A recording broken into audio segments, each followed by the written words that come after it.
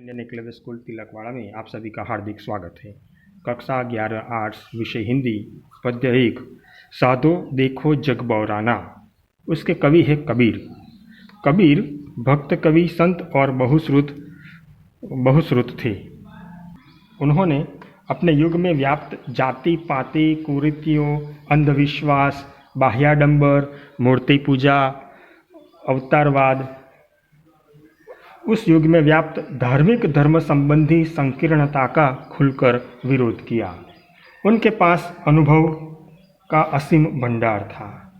वे जो कहते थे वो खुलकर कहते थे। कबीर की भाषा शद्दुकड़ी कहलाती है। इनमें बोलचाल की सहजता और बोधकता है। कबीर की रचनाएं कबीर ग्रंथावली में संग्रहित है। उनका मुख्य ग्रंथ बीजक है। उनमें उनकी सभी पद शामिल है। उनके 3 भाग है, रमैनी, सबद और साखी। उनके कुछ पद गुरु ग्रंथ साहब में भी संग्रहित है। ये जो काव्य है कि साधो देखो जग बौराना, बौराना का मतलब होता है कि पागल हो गया। कवि कहते हैं कि ये जो संसार है वो पगला गया है, पागल हो गया है।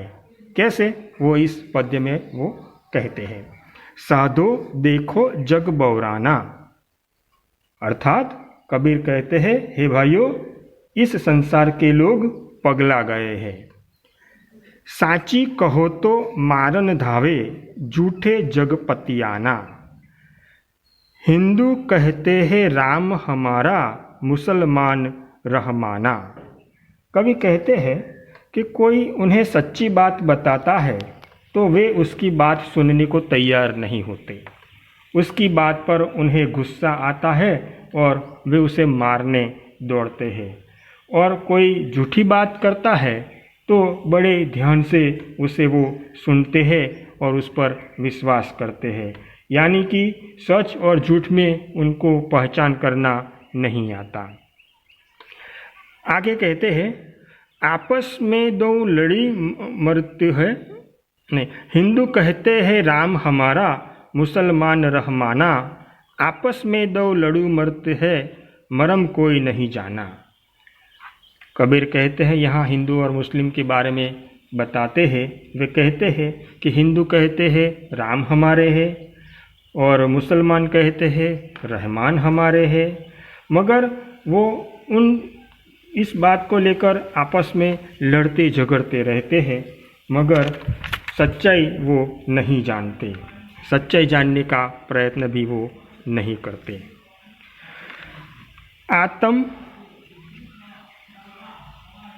बहुत मिले नमी धर्मी, प्रातः करे स्नाना। आत्म छोड़ी पशाने पूंजे, तिनका थोथा ज्ञाना।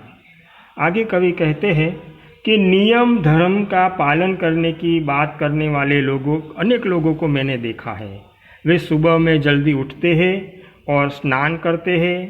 उनका ज्ञान खोखला है, दिखावे वाला है।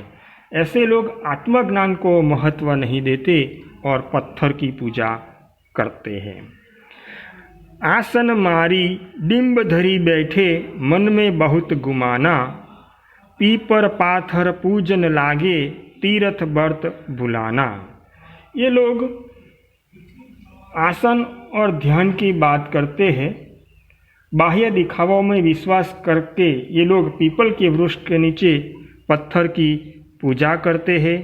तीर्थ और व्रत भूल जाते हैं, उसमें वो समय बर्बाद करते हैं। माला पहनते हैं, टोपी पहनते हैं और छाप और तिलक लगाते हैं। साखी सबद गावत भूले, आत्म खबर न जाना। घर घर मंत्र जो देन फिरत है, माया के अभिमाना। ये लोग ज्ञान वैराग्य की बात करते हैं। साखी और परमात्मा के सूक्ष्म नाम तथा शब्द का प्रचार करते घूमते हैं, पर आत्मज्ञान के बारे में कुछ भी नहीं जानते। स्वयं माया में लिप्त है, फिर भी घर घर घूमकर लोगों को मंत्र देते हैं।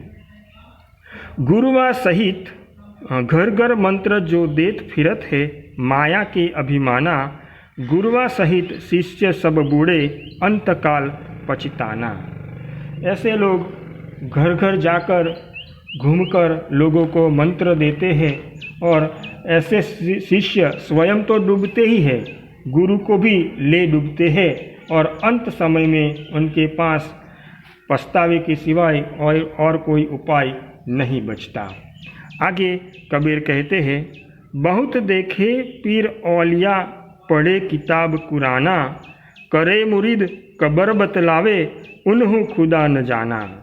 कबीर कहते हैं, मैंने ऐसे बहुत पीर औलिया देखे हैं जो किताब और कुरान पढ़ते हैं, लोगों को अपना अनुयायी बनाते हैं और उन्हें मृत्यु का भय दिखाते हैं, लेकिन उन्होंने खुद खुदा को बारे में कुछ नहीं जानते। वे लोग मजार में बुलाते हैं।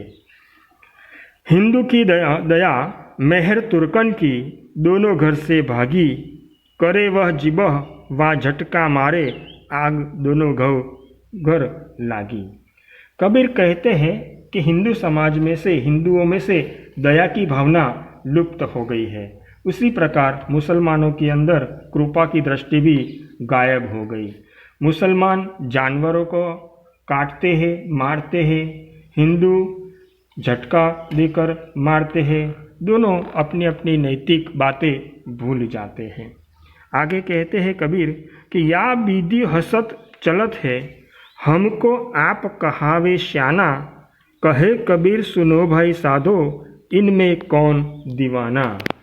कबीर कहते हैं कि ये लोग मेरी बातों पर हंसते हैं और अपने आप को श्याना समझते हैं, अधिक बुद्धिमान समझते हैं।